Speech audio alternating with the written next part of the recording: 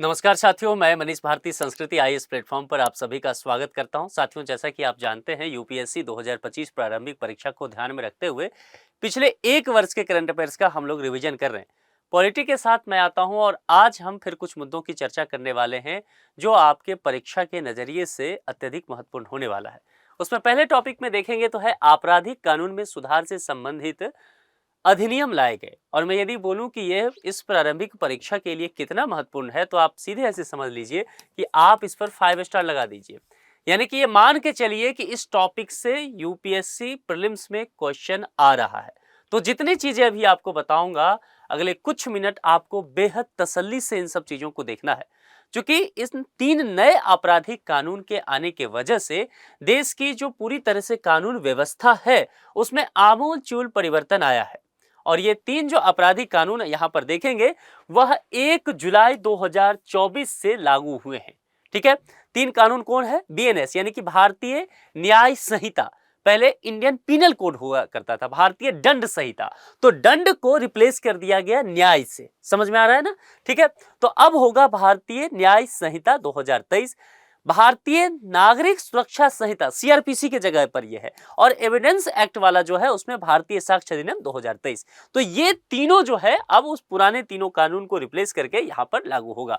भारतीय न्याय संहिता 2023 जो है, जिसको मैंने कहा था कि आईपीसी 1860 की जगह लेगा। और ये भारतीय दंड संहिता भारत में आपराधिक मामलों पर प्रमुख कानून अभी तक था।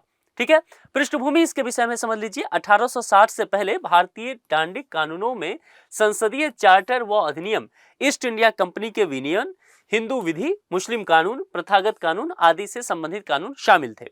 इसके अलावा मामला जब आगे बढ़ता है तो थॉमस बेबिंगटन के अधीन दंड संहिता का मसौदा 1837 में यह तैयार किया जाता है। और फिर अगर देखेंगे आईपीसी की बात किया जाएगा तो यह अंततः 1860 में यह फाइनली लागू कर दिया जाता है।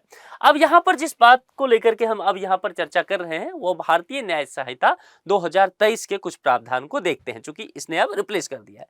इसमें एक बात कही गई है कि छोटे मोटे यदि अपराध होते हैं तो दंड के रूप में पहली बार सामुदायिक सेवा कराने का प्रावधान है। अपने आप में ये अलग तरह की चीजें होने वाली है।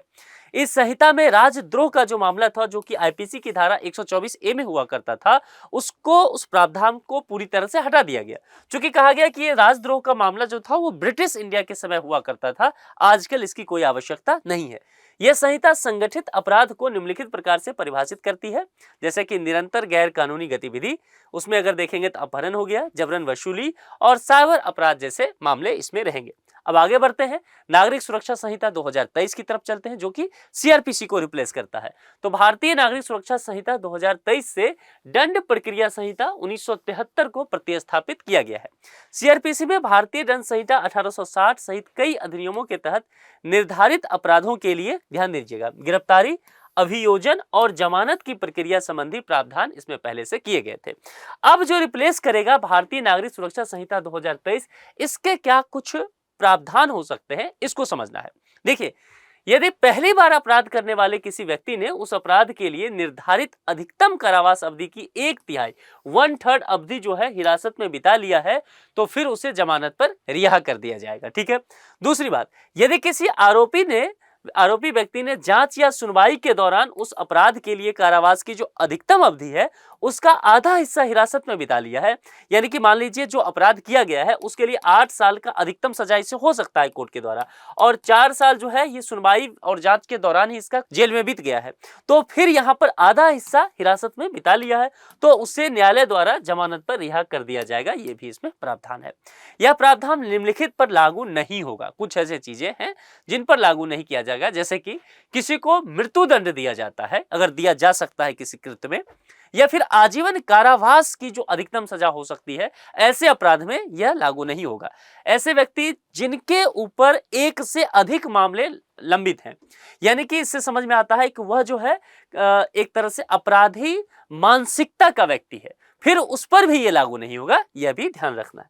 आगे बढ़े, इसके अंतर्गत कोई भी पुलिस अधिकारी विशेष मामलों जैसे कि बलात्कार में आरोपी व्यक्ति की मेडिकल जांच का अनुरोध कर सकता है। ठीक है, यह उन सभी अपराधियों के लिए फोरेंसिक जांच को अनिवार्य बनाती है। फोरेंसिक जांच यहां पर ध्यान रखिएगा, जिनके लिए कम से कम 7 वर्ष के कारावास के दंड का प्रावधान है, उसमें अब फॉरेंसिक जांच करना जो है वह जरूरी हो जाएगा। यह मजिस्ट्रेट को किसी भी व्यक्ति के हस्ताक्षर, हैंडराइटिंग, उंगलियों की छाप और आवाज के नमूने एकत्र करने की अनुमति प्रदान करती है, चाहे वो व्यक्ति गिरफ्तार किया गया हो अथवा नहीं किया गया हो। यह पूरी तरह से जो है मजिस्ट्रेट को यह अधिकार देता है। अब जरा हम बात करते हैं साक्ष्य अधिनियम का। भारतीय साक्ष्य अधिनियम 2023 को देखते हैं। इसमें यह जो है भारतीय साक्ष्य अधिनियम 1872 को जो है वह रिप्लेस करेगा। यह अधिनियम सभी दीवानी, सिविल और फौजदारी दंडिक जो कार्रवाई होगा भारत के न्यायालय में, उसके लिए यह लागू यहां पर होगा। इसके तहत कुछ बातें हैं जिसको देखिए।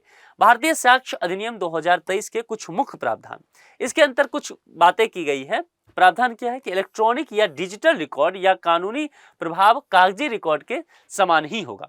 अभी तक इसको लेकर के बहुत ज्यादा मान्यता नहीं था, यानी कि इलेक्ट्रॉनिक या डिजिटल रिकॉर्ड को लेकर के बहुत बातें नहीं कही जाती थी, लेकिन अब ये जो उतना ही प्रभावी होगा जितना कि कोई डॉक्यूमेंट कागजी रिकॉर्ड की बात जब की जाती है उसके जैसा ही।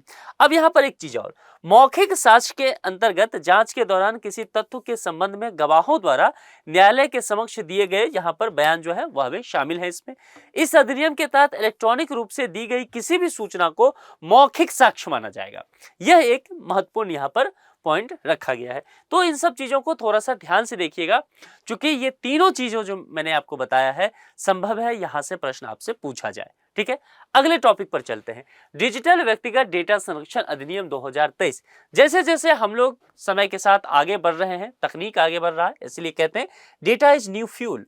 तो जिस तरह से डेटा प्रोटेक्शन की बात की जाती है, तो समय के साथ इस तरह के कानून को लाना भी आवश्यक हो जाता है। इसलिए भारत के राष्ट्रपति ने डिजिटल व्यक्तिगत डेटा संरक्षण विधेयक यानी कि डीपीडीपी, ठीक है, 2023 को मंजूरी दे दी है। और बहुत ही इंपॉर्टेंट टॉपिक आपके प्रीलिम्स के लिहाज से ये हो सकता है। इसके विषय में कुछ चीजों को हम लोग देखेंगे, एक एक बातों को बहुत ध्यान से समझना है और आपको नोट कर लेना है। ठीक है, इसका उद्देश्य क्या होगा, डिजिटल व्यक्तिगत डेटा की प्रोसेसिंग को विनियमित करना है, उसका कैसे रेगुलेशन किया जाए ये काम।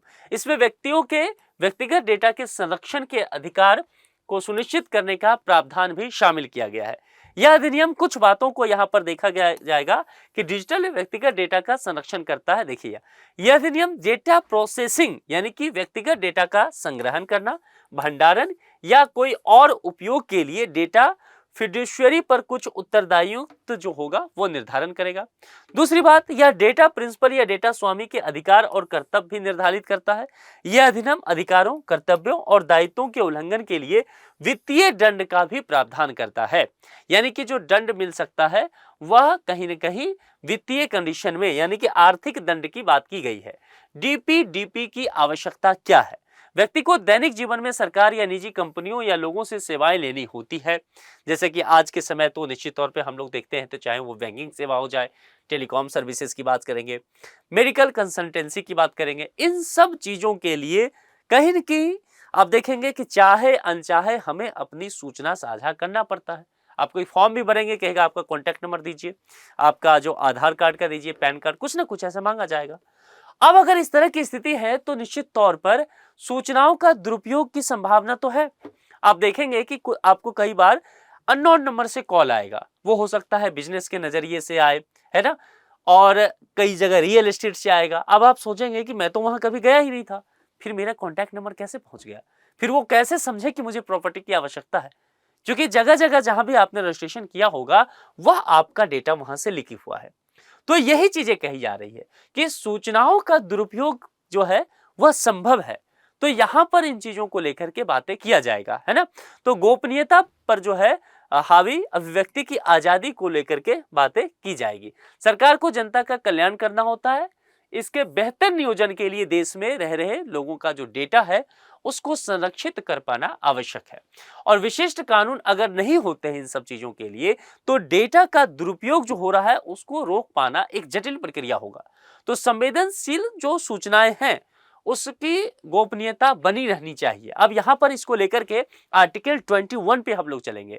राइट टू लाइफ की जिसमें बात किया गया, तो राइट टू प्राइवेसी की भी बात की, गोपनीयता की बात की गई है, फंडामेंटल राइट्स में इसको शामिल कर दिया गया। न्यायमूर्ति के.एस. पुट्टास्वामी मामले में देखेंगे तो सर्वोच्च न्यायालय ने कहा कि भारतीयों के पास निजता का संवैधानिक रूप से संरक्षित मौलिक अधिकार है और ये निजता के अधिकार का जो प्रश्न है ना, ये 2 बार यूपीएससी पिछले 5 बार में पूछ चुकी है, सीधे तौर पर प्रश्न बना करके। एक बार तो शादी विवाह के मसले से जोड़ करके और एक बार तो डायरेक्ट ही पूछ दिया था। तो अभी भी इसका जो है महत्व इस अनुच्छेद का बना हुआ है। अभी पर्यावरण के इशू को सुप्रीम कोर्ट ने इसमें ऐड कर दिया है, वह भी फंडामेंटल राइट के तहत आएगा और आर्टिकल 21 के तहत आएगा, राइट टू लाइफ के अंतर्गत आएगा। ध्यान रखिएगा, क्योंकि बता दे रहा हूं, क्योंकि यहां से प्रश्न यूपीएससी घुमा करके आपसे प्रश्न पूछ सकती है, डायरेक्ट संभव है ना पूछा जाए। चलिए, डीपीडीपी के प्रावधान क्या है इसको देखिए। यह अधिनियम क्या करता है, भारत में जो व्यक्तिगत डेटा की सुरक्षा करना और प्रोसेसिंग की जो काम है उसको कहीं ना कहीं रेगुलेशन करने का काम, डेटा संग्रह हो गया, उसका यूज कैसे किया जाएगा, उसका स्टोरेज कैसे किया जाएगा, इन सभी चीजों के लिए गाइडलाइंस देने का काम होगा। ऐसा कोई भी डेटा जो किसी भी व्यक्ति यानी कि डेटा प्रिंसिपल की पहचान कर सके, उसे व्यक्तिगत डेटा माना जाएगा। अब यहां पर कुछ बातें और, क्योंकि यहां से स्टेटमेंट बन सकते हैं, तो देख लीजिए डेटा प्रिंसिपल के अधिकार क्या क्या होंगे। हो सकता है यूपीएससी यहां से कुछ स्टेटमेंट एक बना दे। देखिए, सूचना का अधिकार, अपने डेटा के उपयोग की जानकारी प्राप्त करने का अधिकार होगा इसके तहत। सहमति, कंसेंट की बात करेंगे तो डेटा संग्रह से पहले उपयोगकर्ता की स्पष्ट सहमति आवश्यक है कि क्या आपका ये कहीं पर हम जो है ये डेटा आपसे ले रहे हैं, आप सहमत हो हैं कि नहीं, आपका आधार कार्ड है तो आप एग्री करते हैं कि नहीं। ठीक है, ये चीजें जरूरी है। डेटा हटाने का अधिकार भी यहां पर है, डेटा प्रिंसिपल अपने डेटा को हटाने की मांग भी कर सकता है, यह सुविधा उसको मिलना चाहिए। डेटा सुधार का अधिकार है, किसी अपने व्यक्ति जो कोई व्यक्ति है अपने डेटा में सुधार करवाना चाहते हैं, जैसे कि मान लीजिए आप किसी कॉलेज में पढ़ रहे हैं, वहां पर आपने अपने आधार कार्ड डाले होंगे, उसमें एड्रेस कुछ और है, लेकिन आपको लगता है कि समय के साथ आप उन सब चीजों को चेंज करना चाहते हैं, तो ये अधिकार आपके पास होना चाहिए। और डेटा फिडुशियरी की जिम्मेदारियां क्या है, डेटा संग्राहकों को पारदर्शी तरीके से व्यक्तिगत डेटा का उपयोग करना होगा, यानी कि इसमें ट्रांसपेरेंसी आपको बनाना होगा। डेटा के उपयोग के लिए स्पष्ट सहमति लेना आपको आवश्यक होगा, यहाँ पर विवाद नहीं होना चाहिए, केवल आवश्यक डेटा ही आपको लेना है, आप अनावश्यक चीजों को ना ले, जो जरूरी ना है आप वो डेटा वहां पर ना ले, उसको एकत्रित अपने पास ना रखें। यदि इन सब चीजों को लेकर के कुछ विवाद वगैरह होता है, इन सब चीजों को आगे बढ़ाने के लिए भारतीय डेटा संरक्षण बोर्ड भी तैयार किया गया। इसको देखिए, इसमें केंद्र सरकार द्वारा भारतीय डेटा संरक्षण बोर्ड के गठन का प्रावधान किया गया है। बोर्ड के कार्य क्या होंगे, यहां पर हम लोग एक एक करके देख लेते हैं, यह इंपॉर्टेंट है, यहां से बन सकता है कि स्टेटमेंट। देखिए, नियमों के अनुपालन की निगरानी करना, तो सबसे पहले एक नजर रखना। दूसरा, यदि उल्लंघन हो जाता है तो जाहिर सी बात है दंड की चीजें बढ़ाना, यानी कि जुर्माना वगैरह लगाना। डेटा उल्लंघन की स्थिति में आवश्यक उपाय करने के लिए डेटा फिडुशियरी को निर्देश देना, प्रभावित व्यक्तियों द्वारा की गई शिकायतों की सुनवाई करना। बोर्ड के सदस्यों को 2 वर्ष के लिए नियुक्त किया जाएगा और वे पुनर्नियुक्ति के पात्र भी होंगे। ऐसा नहीं है कि 2 वर्ष के बाद वो नहीं होंगे, पुनर्नियुक्ति की जाएगी। डीपीपीआई के किसी निर्णय के विरुद्ध दूर संचार विवाद निपटान और अपीलीय अधिकरण यानी कि TDSAT, ये जो ट्रिब्यूनल है उसमें अपील की जा सकेगी। तो यहां मान लीजिए अगर आपको सुनवाई नहीं होता है, संतुष्ट नहीं होते हैं, तो आप अधिकरण में जाकर के उसको अपील कर सकते हैं। क्या होगा, जुर्माना वगैरह क्या होगा, यह अधिनियम कई अपराधों के लिए जुर्माने का प्रावधान करता है, जैसे कि बच्चों से संबंधित दायित्वों को पूरा न करने पर 200 करोड़ रुपए तक का जुर्माना होगा। इसमें डेटा उल्लंघन को रोकने के लिए सुरक्षात्मक उपाय न करने पर 250 करोड़ रुपए तक का जुर्माना हो सकता है। अब एक टॉपिक बहुत महत्वपूर्ण है और यह टॉपिक देश के लिए बेहद जरूरी भी है। क्या है, लोक परीक्षा अनुचित साधन निवारण नियम। क्या कि हम लोग लगातार देख रहे हैं कि एग्जाम जब होता है तो क्वेश्चन लीक हो जाता है ना, तरह तरह की समस्याएं होती है। तो यहां पर इन सब चीजों को रोकने के लिए ये अधिनियम आया है। चर्चा में क्यों है, देखिए, केंद्रीय कार्मिक लोक शिकायत और पेंशन मंत्रालय ने इसे अधिसूचित किया है। इन नियमों को लोक परीक्षा अनुचित साधन निवारण अधिनियम 2024 के तहत अधिसूचित यहां पर किया गया है और यह नियम जून 2024 से ही लागू हो गया है। क्या क्या इसके कुछ प्रमुख नियम हैं, 1 मिनट इसको तसल्ली से देखिए, क्योंकि यहां से ही प्रश्न बनने की संभावना रहेगा। यदि लोक परीक्षा के संचालन में अनुचित साधनों के उपयोग का या अपराध का प्रथम दृष्टया मामला सामने आता है तो परीक्षा केंद्र प्रभारी एफआईआर दर्ज कराने सहित उचित कार्रवाई कर सकता है। पहला स्टेटमेंट। आगे, यदि अनुचित साधनों के उपयोग में सेवा प्रदाता के प्रबंधन या निदेशक मंडल की संलिप्तता है तो लोक परीक्षा प्राधिकरण एक समिति का फिर इसमें गठन करेगा, है ना, एक कमेटी बनाया जाएगा। और सेवा प्रदाता कोई भी एजेंसी, संगठन, निकाय, व्यक्तियों का संघ, व्यावसायिक इकाई आदि हो सकता है जिसे लोक परीक्षा प्राधिकरण ने लोक परीक्षा के संचालन के लिए नियुक्त किया है। क्षेत्रीय अधिकारी लोक परीक्षा के संचालन में अनुचित साधनों के उपयोग या अपराध की सभी घटनाओं की लोक परीक्षा प्राधिकरण को इसमें रिपोर्ट करेंगे, यह भी व्यवस्था किया गया है। इसके अलावा यहाँ पर यह बात भी की गई है कि इस मामले में जो भी कार्रवाई की गई है उसकी भी प्राधिकरण को आपको रिपोर्ट करना होगा, यह भी प्रावधान इसमें शामिल कर दिया गया है। अब जरा इसके विषय में समझिए, लोक परीक्षा अनुचित साधन निवारण अधिनियम 2024 क्या है, फिर से बता देता हूं, बहुत महत्वपूर्ण इस बार के लिए। आज के जितने भी टॉपिक हैं वो सारे देखेंगे, मैं अधिनियम लेकर के आया हूं, एक्ट वगैरह जो है, इसलिए इसमें फैक्ट बहुत ज्यादा होगा, मेरे पास समझाने का इसमें अवसर आपको नहीं मिलेगा ज्यादा, है ना, क्योंकि फैक्ट है, कानून है, जो एक्ट है वो आपको बार बार प्रैक्टिस से ध्यान पे रखना पड़ेगा, क्योंकि वो सीधा एक्ट से ही उठा करके यूपीएससी डाल देगी, उसमें बहुत ज्यादा तब्दीली का गुंजाइश है ही नहीं।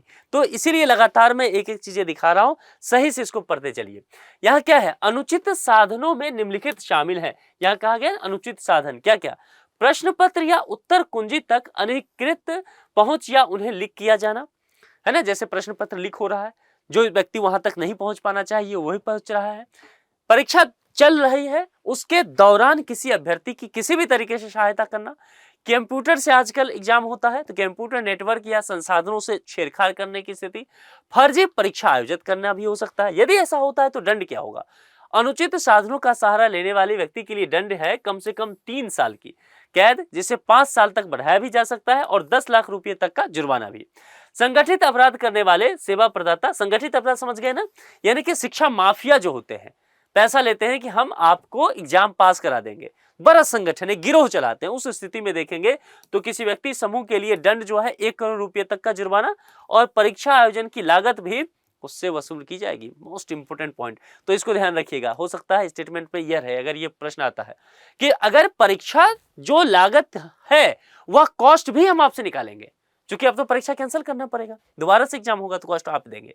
और जितने भी अपराध इसमें रखे गए हैं वो संज्ञेय हैं, गैर जमानती हैं और गैर शमनीय भी होंगे, यह भी ध्यान रखना है।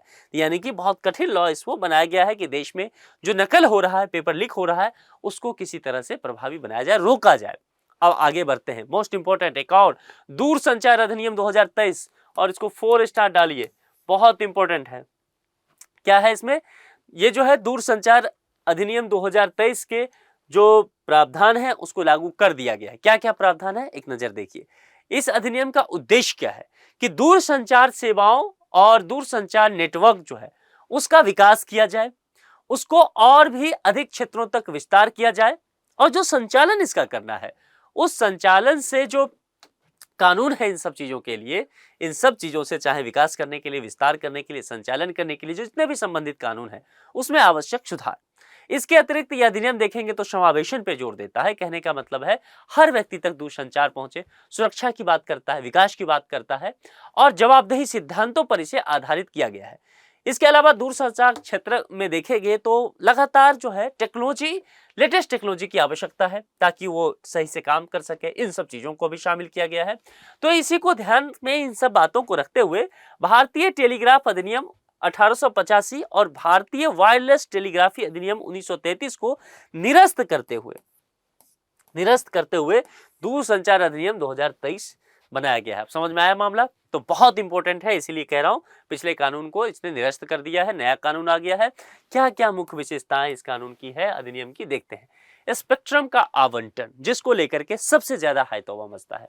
स्पेक्ट्रम का आवंटन जो है नीलामी के माध्यम से किया जाएगा। तो पहली चीज है नीलामी के माध्यम से होगा, बोली लगेगा, हालांकि कुछ निर्धारित उपयोगों के लिए इसे प्रशासनिक आधार पर आवंटित किया जाएगा, ये छूट लिया गया है। ठीक है, निर्धारित उद्देश्यों में शामिल क्या है, ये जो कहा गया है कि निर्धारित उपयोग, इसके लिए कुछ प्रशासनिक छूट, तो क्या क्या वह भी स्पष्ट है, जैसे कि राष्ट्रीय सुरक्षा और रक्षा को लेकर के, डिजास्टर मैनेजमेंट के लेकर के, मौसम संबंधी पूर्वानुमान, परिवहन, उपग्रह सेवा, ये सब जरूरी है सरकार को तुरंत इसके लिए काम करना, तो यहां पर छूट है। पहली बार सैटेलाइट ब्रॉडबैंड सेवाओं के लिए स्पेक्ट्रम का प्रशासनिक आवंटन किया जाएगा। यह आवंटन वैश्विक मानदंडों के अनुरूप रखने की बात की गई है। अब यहाँ पर एक और चीज है कि उपयोगकर्ता की सुरक्षा को लेकर के बात किया गया है, तो कुछ उपाय किए गए। उदाहरण के लिए विनिर्दिष्ट संदेश प्राप्त करने के लिए उपयोगकर्ता की पूर्व सहमति लेनी पड़ेगी। डू नॉट डिस्टर्ब रजिस्टर तैयार करना पड़ेगा। उपयोगकर्ताओं को मेलवेयर या विनिर्दिष्ट संदेशों की रिपोर्ट करने में जो है वह सक्षम भी बनाना है। दूरसंचार से संबंधित गतिविधियों के लिए अनुमति की जब बात की जाएगी यहाँ पर, तो उसके संबंधित कुछ बातें देखिए। दूरसंचार सेवाएं प्रदान करने तथा दूरसंचार नेटवर्क की स्थापना, संचालन, फिर उसके रखरखाव की बात किया जाएगा, उसमें विस्तार की बात की जाएगी, है ना। रेडियो उपकरण रखने के लिए केंद्र सरकार की अनुमति की आवश्यकता है। OTTS का विनियमन की बात किया गया है कि इस अधिनियम के तहत OTT प्लेटफॉर्म जो है उनको विनियमित नहीं किया जाएगा, जिसको लेकर के लगातार मांग किया जा रहा था। सस्पेंस यहां पर खत्म कर दिया गया है। इंटरनेट शटडाउन, ये भी महत्वपूर्ण टॉपिक है, क्योंकि लगातार कहा गया है कि पिछले 8 साल में अगर देखा जाए तो 2024 में भारत में सबसे कम जो है इंटरनेट शटडाउन हुआ है। दरअसल सॉफ्टवेयर फ्रीडम लॉ सेंटर के आंकड़े प्रकाशित किए गए हैं और कहा गया है जो 2024 में 60 बार जो है भारत में इंटरनेट शटडाउन के मामले दर्ज किए गए हैं, जो पिछले 8 साल के मुकाबले देखेंगे तो वह सबसे कम है। तो इसलिए स्थिति थोड़ी सी सुधार इसमें देखने को मिलेगा। महत्वपूर्ण है। क्या होता है इंटरनेट शटडाउन? किसी विशिष्ट आबादी स्थान या इंटरनेट एक्सेस के प्रकार के लिए इंटरनेट सेवाओं में जानबूझकर किया गया व्यवधान या रोक होता है। ठीक है, इसका प्रभावी जो मतलब होगा, देखिए, वेबसाइटों तक नहीं पहुंच सकते, सोशल मीडिया का इस्तेमाल नहीं कर सकते, ऑनलाइन संदेश नहीं भेज सकते या प्राप्त नहीं कर सकते, ऑनलाइन सेवाओं का उपयोग नहीं कर सकते। अब देखिए, कहीं पत्थरबाजी हो रहा हो, कहीं अराजकता का स्थिति हो गया हो, उसमें सरकार के लिए आवश्यक हो जाता है कि आप शटडाउन करें, नहीं तो अफवाह आजकल बहुत तेजी से फैलता है। तो यह भी एक वजह है। वर्तमान में से इंटरनेट शटडाउन सहित दूरसंचार सेवाओं का निलंबन भारतीय टेलीग्राफ अधिनियम 1885 के तहत अधिसूचित दूरसंचार सेवाओं के अस्थायी निलंबन सार्वजनिक आपातकाल या सार्वजनिक सुरक्षा नियम 2017 द्वारा शासित किया जाता है। ये नियम एक क्षेत्र में पब्लिक इमरजेंसी के आधार पर एक बार में 15 दिनों तक दूरसंचार सेवाओं को अस्थायी रूप से बंद करने की अनुमति देते हैं। यही कभी जो है जम्मू कश्मीर में काफी किया जाता था, नागालैंड में तो बहुत विवाद होता था इन्हीं चीजों को लेकर के। 1885 का अधिनियम जो है केंद्र सरकार को इंटरनेट सेवाओं सहित अलग अलग प्रकार के दूरसंचार सेवाओं को रेगुलेट करने और उनके लिए लाइसेंस देने का यह अधिकार भी देता है। आगे जब बढ़ेंगे तो देखते हैं कि दूरसंचार सेवाओं के अस्थायी निलंबन के आदेश केवल किसके द्वारा, तो संघ राज्य गृह सचिव द्वारा जारी किए जा सकते हैं। 2017 के नियमों के तहत केंद्रीय स्तर पर कैबिनेट सचिव और राज्य स्तर पर मुख्य सचिव की अध्यक्षता वाली 3 सदस्यीय समीक्षा समिति क्रमशः केंद्र सरकार, राज्य सरकार द्वारा दूरसंचार इंटरनेट बंद करने का आदेशों की समीक्षा कर सकती है। यह भी प्रावधान किया गया है। तो यह भी बहुत महत्वपूर्ण है, क्योंकि लगातार ये चर्चा में चल रहा है और भारत की स्थिति कहा गया है कि इस बार सुधार देखने को इसमें मिला है शटडाउन को लेकर के। तो यहां से प्रश्न बनने की पूरी संभावना रह सकता है।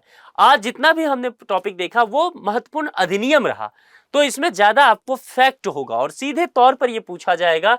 इसमें आपको बहुत ज्यादा सोचने की आवश्यकता नहीं है। जितने अधिनियम हैं उसके जो जो प्रावधान है उसको बहुत अच्छे से तैयार कर लीजिए, उतना से ही प्रश्न आ जाएगा। ठीक है, तो आज के लिए इतना ही। अपना बेहद ख्याल रखिए। बहुत बहुत शुक्रिया। Thank you so much.